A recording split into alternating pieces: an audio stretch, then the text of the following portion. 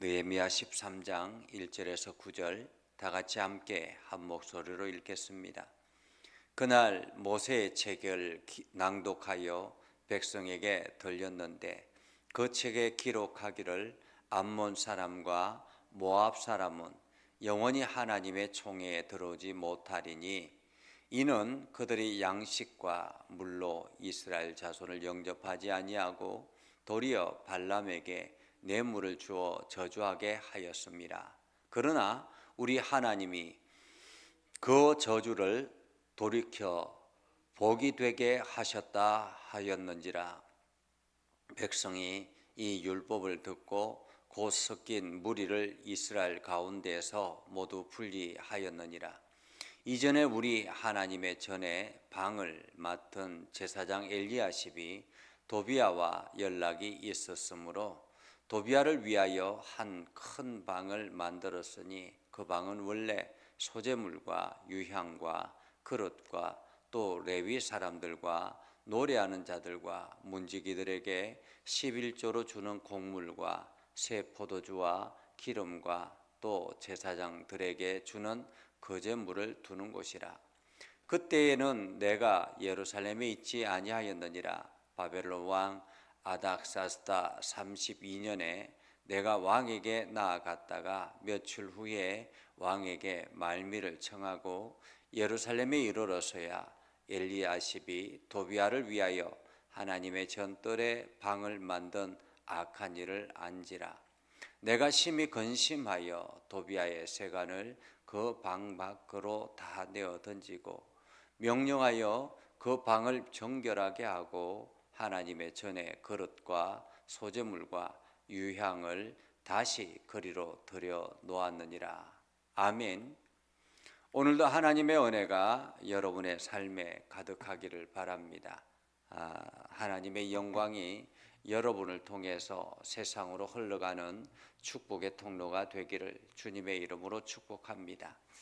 우리가 지금 느헤미야를 계속 묵상하고 있습니다. 느헤미야를 묵상하고 있는데 이 느헤미야는 성전 재건, 특별히 성벽 재건을 하는 일에 앞장섰던 그러한 이야기, 어떻게 성벽이 재건되었는가 하는 것을 기록하고 있었죠. 그래서 12장, 우리가 12장에 보면 성벽이 다 완공이 되고 난 다음에 하나님 앞에 봉헌 예배를 드리는 그러한 장면이 12장입니다. 어쩌면은 12장까지만 되었으면, 기록되어졌으면 참 은혜로웠겠다라는 생각을 합니다. 그러나 12장과 13장, 이 12장과 13장에는 많은 시간의 차이가 있다라고 말할 수 있습니다. 왜냐하면 이 느헤미야가 이제 총독으로 와서 곧바로 성벽 재건 사업을 했을 때는 얼마 되지 않은 때였습니다. 그러니까 곧바로 성벽을 재건했기 때문에 그 기간이 크게 많이 걸리지 않았죠. 그런데 오늘 느헤미야가 지금 보니까 다시 그 왕에게로 갔다가 돌아오는 그러한 때라고 말하는 것을 보면 아닥사스다 32년에 내가 왕에게 나아갔다가 라고 이야기합니다. 느헤미야가 총독으로 부임해 왔을 때가 언제냐 하면 이 부임해 왔을 때가 아닥사스다 20년이었습니다. 그러니까 지금 20년 때 부임해 와가지고 성벽 재건을 사업을 하고 그리고 총독으로 있다가 이제 본국으로 들어간 그러한 때였습니다. 이제 본국으로 돌아가서 왕에게 그 왕을 아뢰고 왕에게 또다시 그 요청을 해서 다시 이제 예루살렘으로 돌아온 그러한 때라고 말할 수 있습니다. 그러니까 12장과 13장은 약 12년간의 기간이 그 공백이 있다 이렇게 말할 수 있습니다. 그러니까 12장에서 이스라엘 백성들이 성벽 재건을 하고 하나님 앞에 헌신을 다짐하고 11조를 드리고 또 곡식의 첫 예물을 하나님 앞에 드리고 이게 소제와 화목제와 각종 예물들을 하나님 앞에 드리고 그러면서 은혜롭게 그렇게 시작을 했습니다. 새롭게 시작하는 그러한 가운데서 이제 12년이란 시간이 훌쩍 지나가 버렸던 것입니다. 그리고 난 다음에 이제 느헤미야가 다시 페르시아 정부 왕궁으로 돌아가고 난 뒤에 일어나는 일들이라고 말할 수 있겠습니다. 가장 먼저 이 느헤미야가 왕궁에서 이제 다시 예루살렘으로 와서 보니까 어떤 일들이 있었는가? 오늘 성경의 본문의 말씀은 이렇게 읽어야 오히려 더 좋을 것 같습니다. 그러니까 4절 이하, 4절부터 9절까지를 먼저 읽고 그리고 1절부터 3절까지를 읽는 것이 훨씬 더 편안하게 읽을 수 있을 것 같습니다.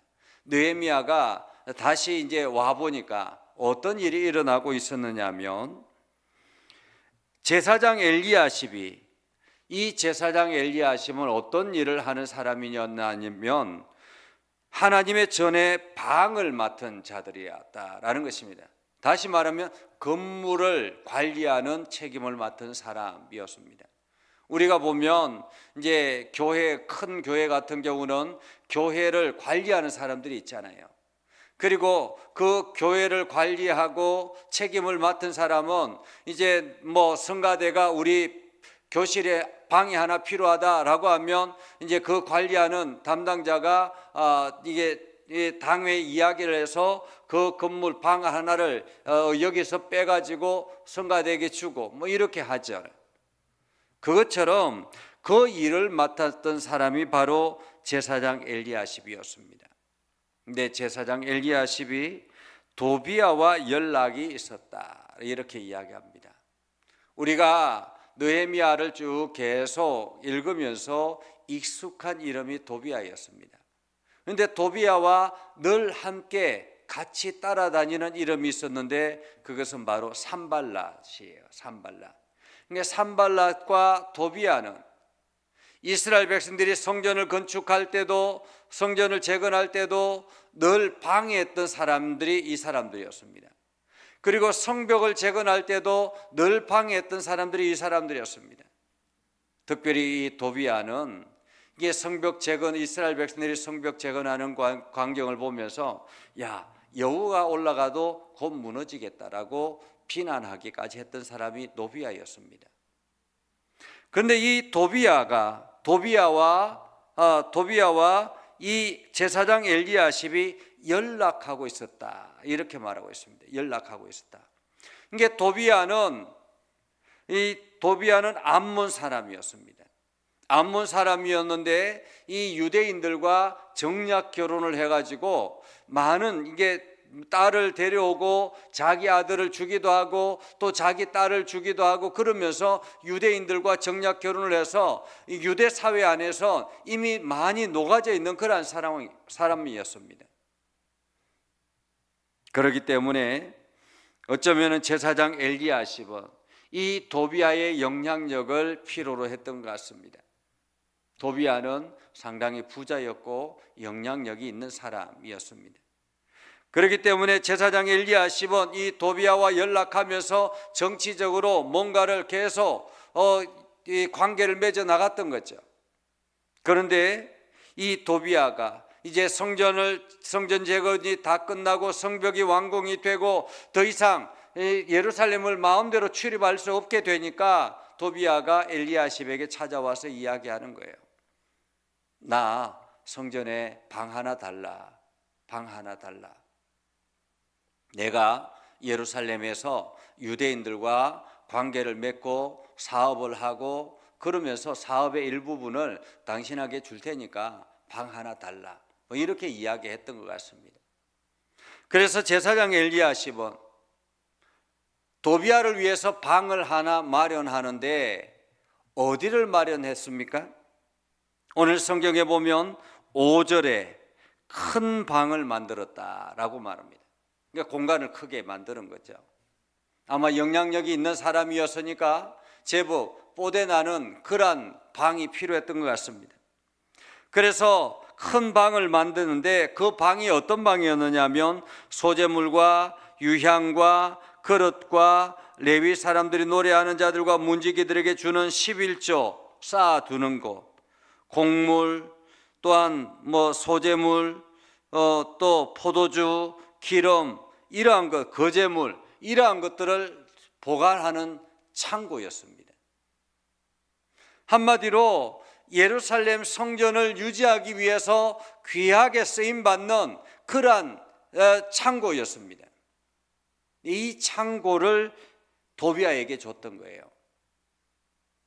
아마 나중에 이렇게 10절 이하를 읽어보면 왜 이 창고를 줄 수 있었는가를 알 수 있습니다. 왜냐하면 이 이스라엘 백성들이 처음에 성전 재건이 일어나고 성벽 재건이 일어나고 난 다음에 그들이 하나님 앞에 약속하고 총독한테 약속하고 그렇게 해서 했던 것이 뭐냐면 첫 소산물 그리고 11조 각종 소재물 이러한 것들을 하나님 앞에 드리겠다라고 약속했습니다.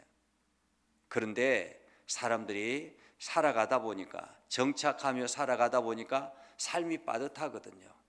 생활이 여유가 없는 거예요. 그러니까 하나님 앞에 약속했던 11조라든지 이런 첫 소산물이라든지 이러한 것들을 드리지 않는 것입니다. 여기저기서 사람들이 드리지 않으니까 창고가 비게 되는 거예요. 창고가 비니까 어떻게 돼요? 교회에 재정이 비게 되면 어떻게 됩니까? 목회자 사례비가 없는 거예요. 그러니까 목회자가 살아갈 수가 없는 거죠.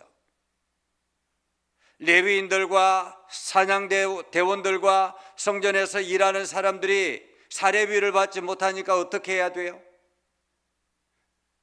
돈을 벌러 나가야 되는 거예요.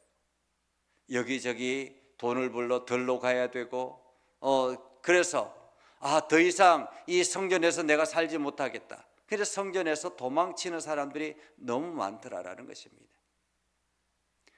빈 창고가 되으니까 엘리야십은 잘 됐다 생각한 거죠. 창고가 비니까. 비어있는 창고 그냥 놀릴 필요가 없이 이것을 도비아에게 주고 거기에 일부의 수익을 자기가 착복하겠다라는 의미입니다. 그렇게 해서 큰 방을 내어 주었다라는 것입니다. 그런데 이것이 느헤미야 총독이 와서 보니까 덩그러니 큰 방에 거기에 각종 이렇게 11조와 여러 소재물을 쌓아두는 재정창고를 그 도비아가 와서 쓰고 있거든요. 깜짝 놀란 것입니다.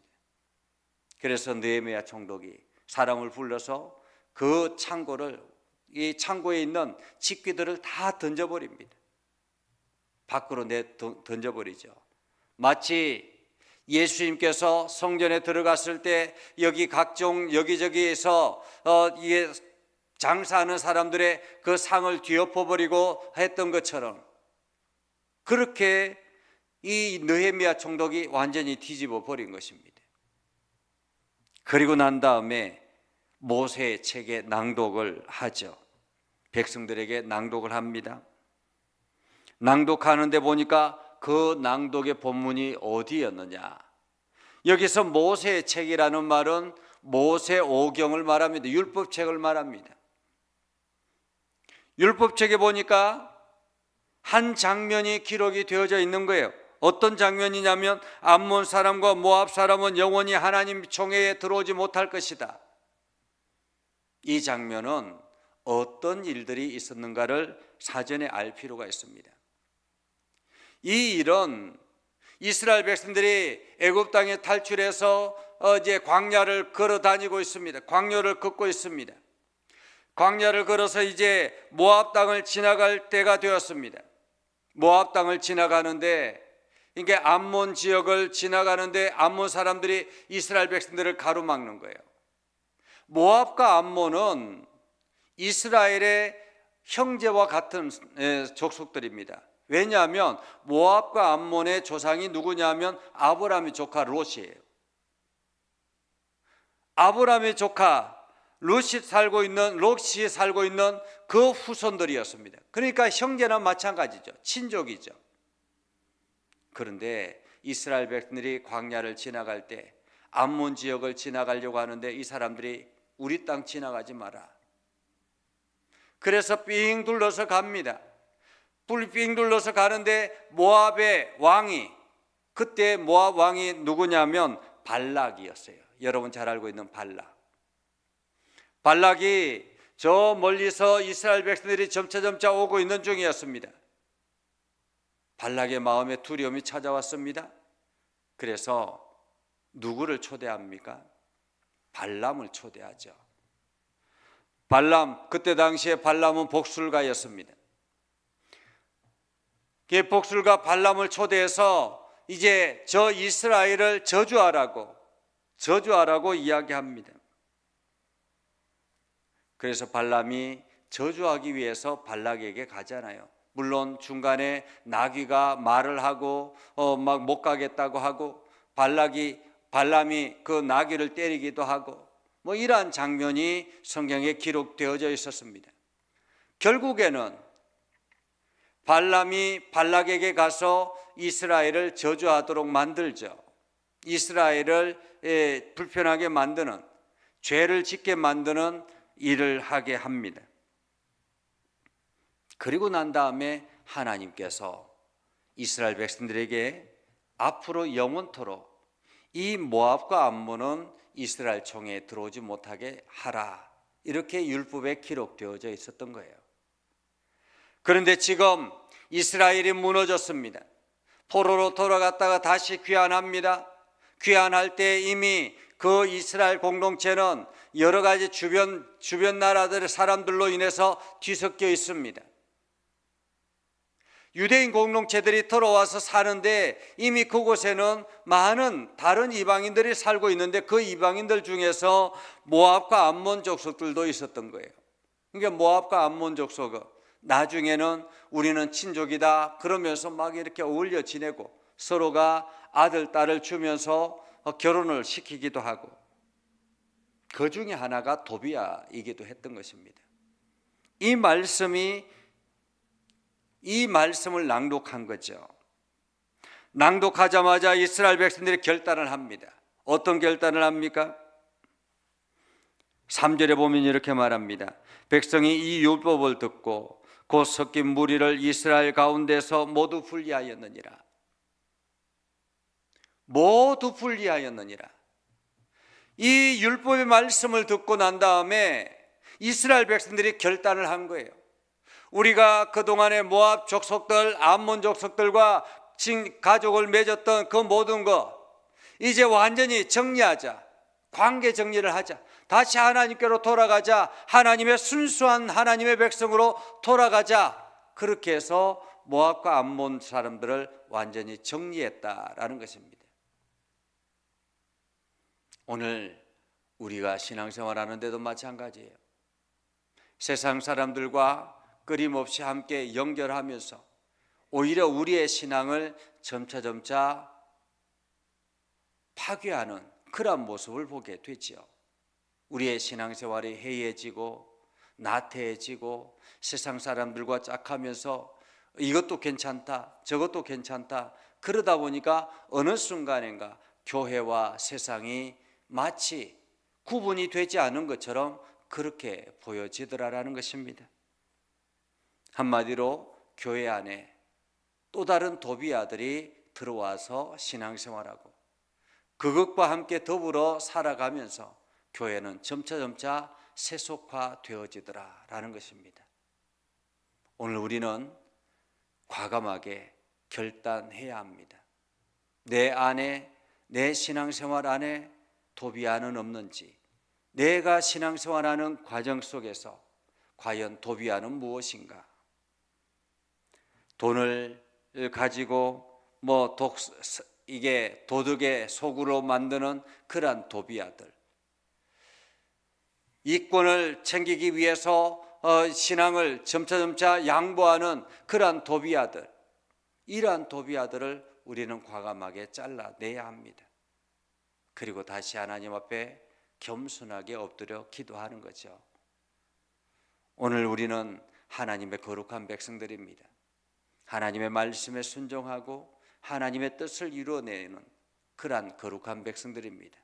여러분 모두 다가 이 하나님의 은혜를 사모하고 더 깊이 주의 말씀 앞에 서는, 그래서 여러분 자신을 정결하게 만들어 나가는 복된 삶을 살아갈 수 있기를 주님의 이름으로 축복합니다. 기도하겠습니다. 거룩하신 아버지 하나님, 오늘도 우리 가운데 함께 하시고 하나님의 은혜를 더하여 주셔서 우리가 하나님의 말씀 앞에 순종하게 하시고 영적인 민감함을 가지고 우리가 세속의 것들을 과감하게 잘라내서 하나님의 이름을 영화롭게 하는 일에 앞장서는 우리 모두가 되게 하옵소서. 예수님께서 성전에서 도둑의 소굴을 만드느냐라고 외치며 성전에 있는 모든 것들을 다 뒤집어 엎었던 것처럼 오늘 우리 안에서 정산해야 될 것이 무엇인지를 깨닫게 해주시고 과감하게 그것을 잘라내어서 하나님의 거룩한 백성으로 온전하게 살아가게 하옵소서.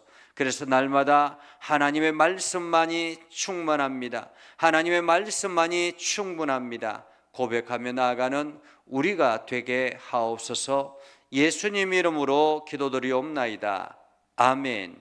이제는 우리 구주 예수 그리스도의 은혜와 하나님 아버지 극진하신 사랑과 성령님의 감화 감동 역사 위로 교통하시며 은혜가 주의 말씀 붙들고 나아가는 믿음의 백성들 위해 하는 모든 일들 위해 영원토록 함께 하옵시기를 간절히 축원하옵나이다. 아멘.